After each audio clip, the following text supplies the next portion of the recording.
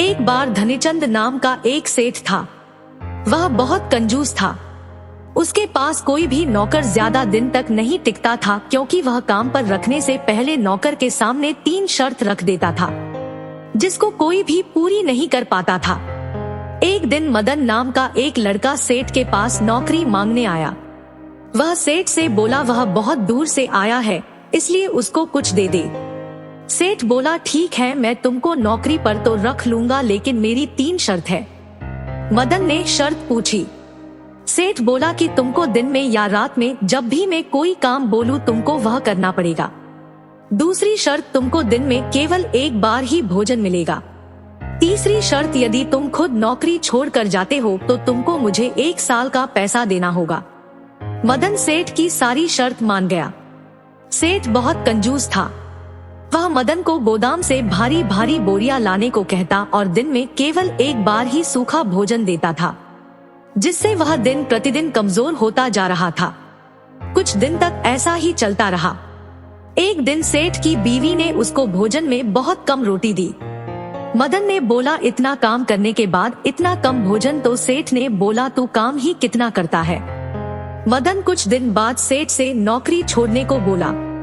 सेठ ने उसको शर्त याद दिलाई। मदन ने अपनी माँ के कंगन बेचकर सेठ को पैसे दिए और गांव लौट आया।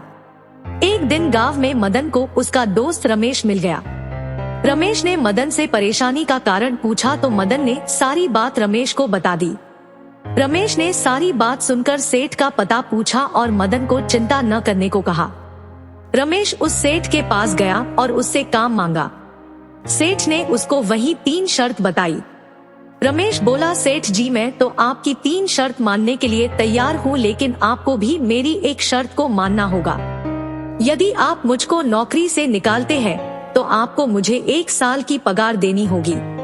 सेठ ने सोचा ऐसी नौबत नहीं आएगी और उसकी बात मान गया। रमेश कुछ दिन तक काम करता रहा। एक दिन सेठ रमेश को बोला जाकर गोदाम से एक बोरी लेकर आओ, फिर उसमें ताला लगा देना।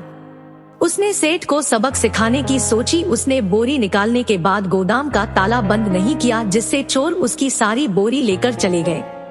सेठ ने अगले दिन रमेश से पूछा तो रमेश बोला उसने तो ताला लगाया था, शायद चोर ताला भी तोड़ कर ले गए। एक दिन सेठानी ने रमेश को बाजार से लकड़ी का गट्ठर लाने को कहा। लकड़ी लाने के बाद रमेश ने पूछा यह लकड़ी का गट्ठर कहाँ पर रखूं? सेठानी ने गुस्से में बोला मेरे सिर पर रख दे। रमेश ने ऐसा ही किया, लकड़ी का गट्ठर सेठानी के सिर पर रख दिया, जिससे सेठानी चिल्लाई।